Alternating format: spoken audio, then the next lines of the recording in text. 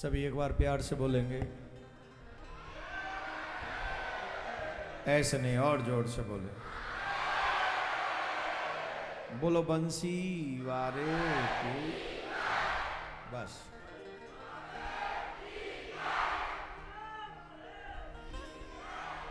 जब ते दम ना रहे वो तुम में। सब बैठ जाओ। कार्यकर्ता भी अधिकांश मार्ग में जो है बीच में वो सब बैठ जाएं। और अब वार्तालाप कोई भी नहीं करे, एकदम शांति से कथा श्रवण करें। देश के सामने एक शांत, देश के सामने आज कुछ लोगों का भाव रखना चाहता हूं।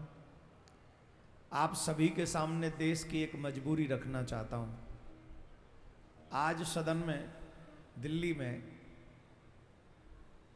वक्फ बोर्ड के ऊपर जो बिल लाया जा रहा है,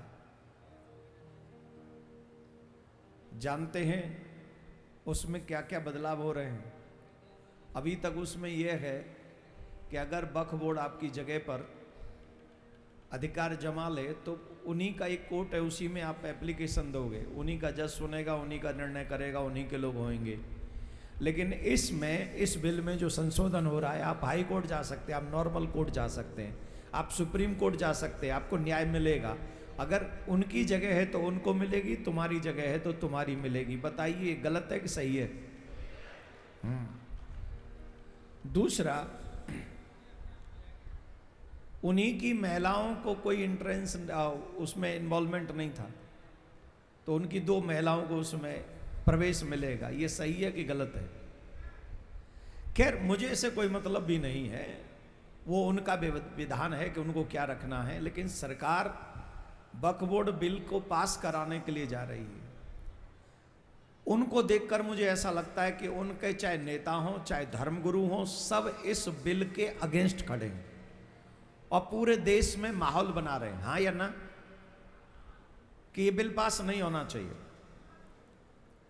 परंतु हमारे ही देश के कुछ हिंदू, कुछ नेता जो कि हिंदू ही हैं, वो भी उस बिल का विरोध कर रहे हैं, बिना ये जाने, बिना ये पहचाने कि आने वाले समय में कल क्या होगा। जिस समय 1954 में ये बिल पास किया गया था, वक्फ बोर्ड बनाया गया था, उस समय उनके पास में 10, 20, 50 हजार गज वो जो होते क्या नाम है एकड़ जमीन थी। इन 70 सालों में 9 लाख प्लस एकड़ जमीन उनके पास में हो गई। और आप लोग भी अपने गांव गांव, शहर शहर में देखते होंगे, यहाँ पे ये हरा सा ये लेटा हुआ, यहाँ सा ये लेटा हुआ, यहाँ ये बन गया, यहाँ ये बन गया। हाईवे पे देख लो, गांव में देख लो, सड़क पे देख लो, कहीं भी देख लो, 9 लाख एकड़ जमीन। धीरे धीरे पूरे भारत में उस जमीन को घेर कर तुमको बिना जमीन के कर दिया जाए, ऐसी व्यवस्था बनाई जा रही। बिना इसको सोचे समझे कुछ हमारे ही सनातन के लोग उनके साथ खड़े हो गए हैं। मैं आप सबसे निवेदन करना चाहूंगा, जाति से ऊपर उठकर प्रत्येक पार्टी के नेता से कहना चाहूंगा, अपने स्वार्थ को मत देखो। आपकी पार्टी देश नहीं है, ये देश रहा तो आपकी पार्टी भी रहेगी, और अगर ये देश ही नहीं रहा तो तुम्हारी पार्टी भी नहीं रहेगी। इसलिए बहुत जरूरी है कुछ निर्णय हमें अपनी पार्टी के हित में करने होते हैं, लेकिन जब देश आगे आ जाता है तो चाहे अपनी पार्टी का नुकसान हो जाए, हमें हमारे देश का नुकसान कभी नहीं होने देना चाहिए। ऐसे विचार के लोग ही बड़े नेता बनते हैं। तो आज सभी हिंदू लोगों को इतने ही बड़े विचारों का नेता बनना चाहिए। देश को खतरे में मत डालो। देश के साथ कुछ भी ऐसा न हो जाए कि आने वाली पीढ़ी आपके इतिहास को जब पढ़े तो आपको एक अच्छा राजनीतिक व्यक्ति न माने। और आप सबसे भी, जनता से भी मेरा निवेदन है, वक्फ बोर्ड के लिए वो चाहे नेता हों, चाहे वो उनके धर्मगुरु हों, चाहे मस्जिद में जाने वाले लोग हों, चाहे पढ़े लिखे हों, चाहे अनपढ़ हों, वो सब एक साथ खड़े हो गए। एक साथ घर से बाहर निकलते हैं, अपनी आवाज उठाते हैं, जगह जगह तक पहुंचाते हैं। यही गुण उनसे हमको सीख लेना चाहिए। जब सनातन बोर्ड की बात होती है तो हमारे नेता एक भी आवाज नहीं उठाते। हमारे लोग, आप लोग भी, हम लोग भी सब मौन रहकर अपने सिर पेट की बातें करते हैं। अरे धर्म की रक्षा के लिए अपना स्वार्थ छोड़ना पड़ता है। जब अपना स्वार्थ छोड़ देंगे तो धर्म की रक्षा होगी, और धर्म की रक्षा हुई तो आने वाली पीढ़ी की भी रक्षा होगी, इसमें कोई संशय नहीं। ईमानदारी से बताओ, सनातन बोर्ड बनना चाहिए कि नहीं बनना चाहिए? जोर से बोलो, बनना चाहिए कि नहीं बनना चाहिए? कैसे बनेगा? अकेले मेरे चिल्लाने से बनेगा? आप बताइए, अकेला मैं हल्ला मचाता रहूं इससे बन जाएगा?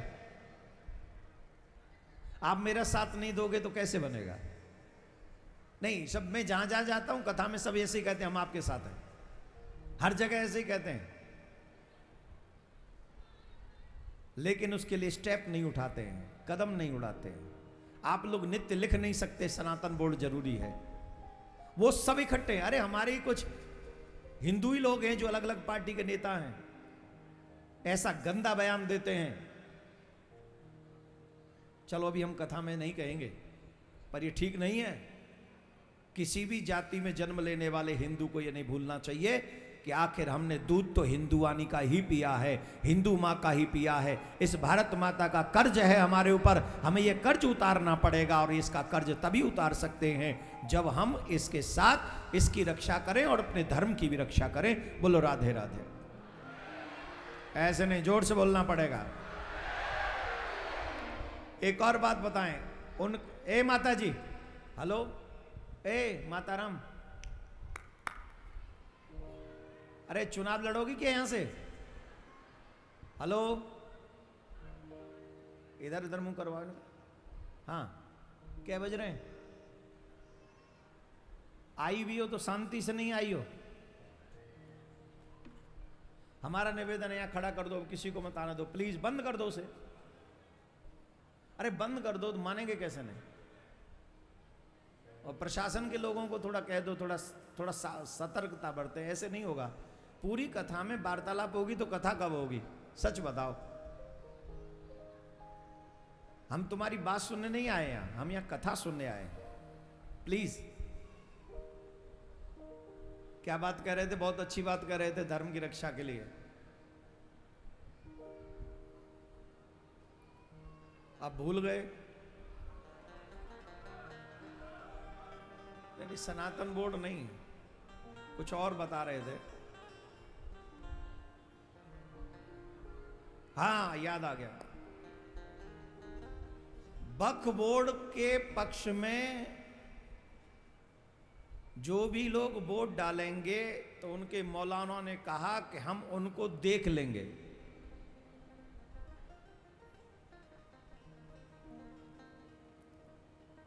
समझ रहे हो आप? उन्होंने क्या कहा? जो इसके साथ खड़े होंगे उनको हम, मैं ऐसे नहीं बोल रहा हूं, टीवी चैनलों पे इंटरव्यू देख लो उनका, गूगल चेक कर लो, सोशल मीडिया पे पड़ा है, ऐसे नहीं बोल रहा हूं मैं, बिना प्रमाण के नहीं बोलता। उन्होंने कहा जो भी वक्फ बोर्ड के विरोध में अपना वोट डालेगा उसे हम देख लेंगे। देख लेंगे मतलब हम लोग कभी भी उन्हें समर्थन, यही बोला, इसका मीनिंग यही हुआ, देख लेंगे। तो हम सब हिंदुओं को भी एक कसम खा लेनी चाहिए आज, जो इस वक्फ बोर्ड के पक्ष में खड़ा होगा, हम उन पार्टियों को भी हम देख लेंगे और उन्हें बता देंगे समय आने पर कि आप अगर हमारा साथ नहीं दोगे तो हम भी आपका साथ नहीं देंगे। एक बात बता दूं, मेरे देश, मेरे धर्म से ज्यादा बड़ा मेरा घर नहीं हो सकता, मेरी पार्टी नहीं हो सकती। हमें भी ये कहना चाहिए कि हम भी उनको देख लेंगे जो आज उनके साथ खड़े हैं। और मैं तो कहता हूं, जिन जिन पार्टियों ने अगर वक्फ बोर्ड को बचाने के लिए वोट किया और सनातन बोर्ड के लिए आवाज नहीं उठाई, आज हम यहां से कह रहे हैं, हम जीवन में कभी आपको वोट नहीं डालेंगे, कभी भी नहीं। हमारे पास कुछ नहीं है सिवाय वोट के, और अपनी वोट की गारंटी है, हम तो नहीं डालने वाले भाई। सिर्फ बोल बोल के, सिर्फ गंगा में नहाने से हम धर्मात्मा नहीं हो जाएंगे। धर्म की रक्षा करने के लिए प्राण भी बाजी लगानी पड़े तो हमें प्राणों की बाजी लगानी चाहिए। फिर जीवन क्या है, फिर घर क्या है, फिर कुर्सी क्या है।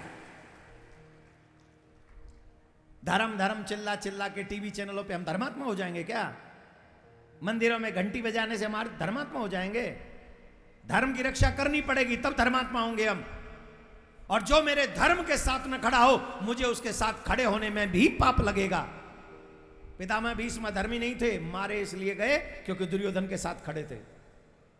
वो सब मारे जाएंगे जो धर्म को मिटाने के लिए छुप के प्रत्यक्ष अप्रत्यक्ष रूप से जो उनके साथ खड़े होंगे वो सब मारे जाएंगे। लिख लेना आज मेरी बात को, व्यासपीठ से कह रहा हूं, द्वेष से नहीं कह रहा हूं।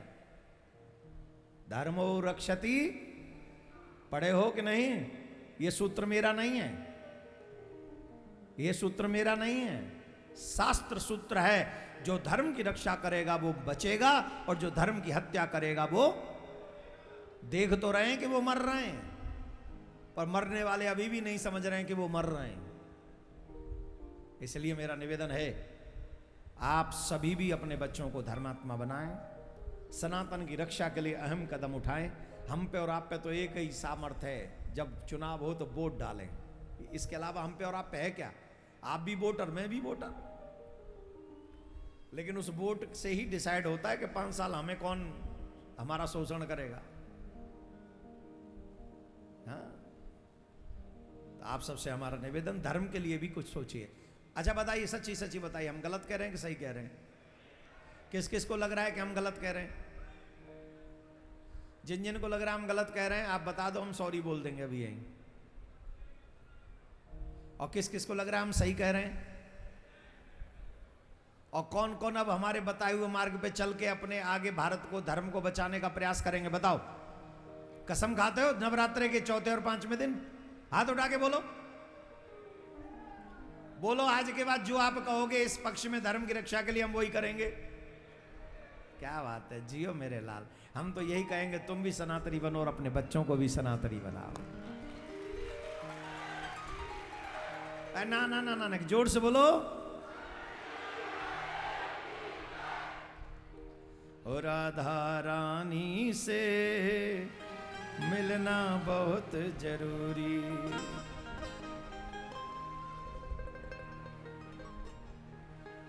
सनातन बोर्ड का तो बनना बहुत जरूरी, सनातन बोर्ड का तो बनना बहुत जरूरी।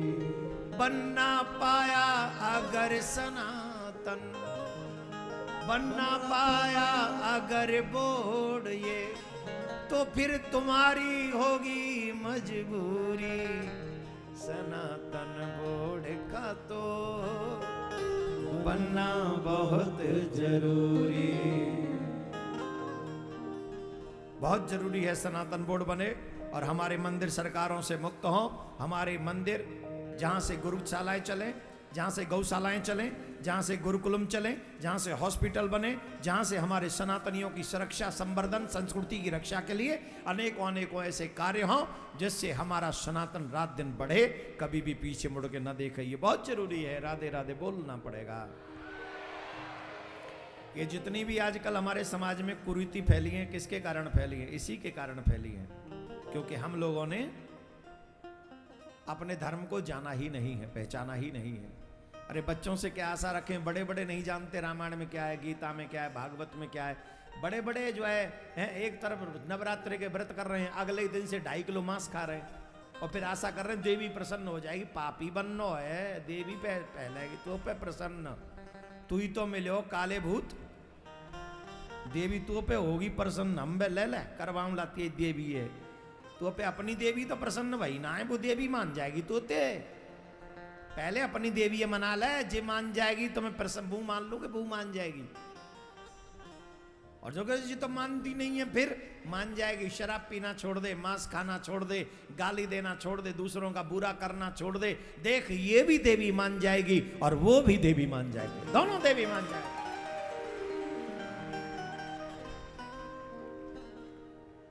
बात समझ में आ गई?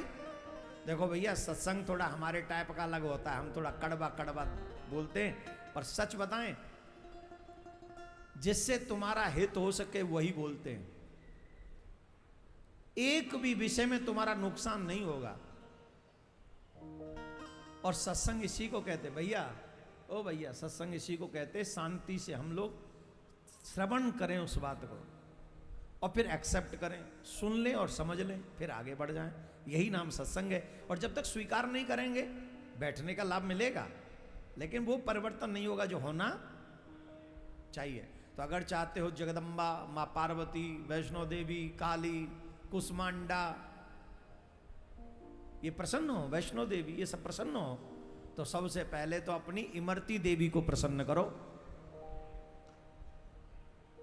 फूलन देवी को प्रसन्न करो, और क्या नाम है, मालती देवी को प्रसन्न करो। काका नाम है तुम्हारी इनको, अपनी अपनी इनको नाम ले, वो तो देवी है।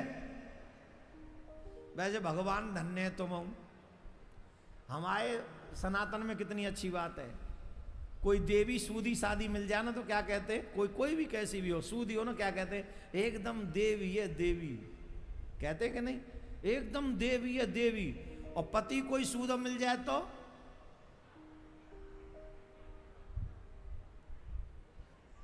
ना, देवी कोई मिल जाए ना, देवी बातें कहते हैं एकदम देवी है, गैया है गैया, एकदम सूदी गाय। कैसी? बोले वो एकदम सूदी गाय है, कपिला गाय, कपिला। ये गाय सूदी है तो एकदम कपिला गाय, देवी, इतना बड़ो चढ़ो सम्मान। और कोई पति पर सूदो सादो मिल जाए तो बोले एकदम गधा है, सीधो एकदम गधा है। बताओ, जिस सूदी है तो देवी, कपिला गैया, और हम सूदे तो गधा। गजब है गो भैया। तो हमारे संग तो बड़ो न्याय करो परमात्मा, जय हो भाई। ऊपर से कहते हैं कि हमारे यहाँ, अरे हमारे यहाँ देवियों का जितना सम्मान है सनातन विश्व में कहीं नहीं है, सच बता रहे हैं। हमारे यहाँ अभी कन्या पूजन होगा, हमारे यहाँ देवी कह दिया जाता है। हमारे यहाँ माँ की पूजा भी देवी की पूजा की तरह, मातृदेवो भव, सबसे पहले तो माँ की पूजा की जाती है। मेरे सनातन जैसा सम्मान विश्व में देवियों को कहीं नहीं मिलता। इसलिए हे भारतीयों, हे सनातनियों, हम सबको गर्व करना चाहिए कि हम सनातन में जन्म लेके आए हैं। यहाँ भोग विषय नहीं है, यहाँ मुक्ति का भी विषय होती है हमारी देवियाँ।